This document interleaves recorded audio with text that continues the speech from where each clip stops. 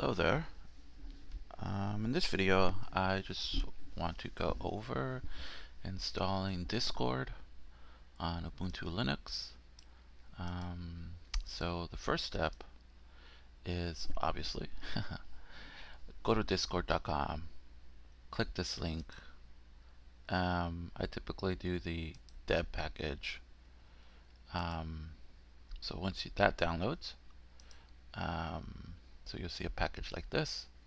You should navigate to that directory.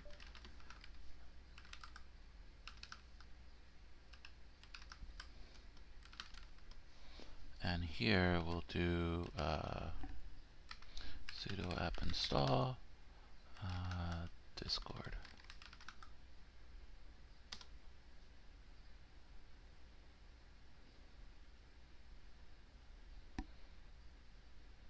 So once that's completed, I believe it should show in here. So if we do Discord,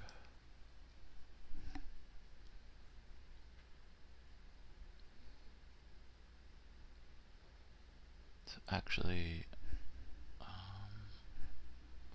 here it is. So you get this, and then you can log in, and Discord should be usable on Ubuntu Linux.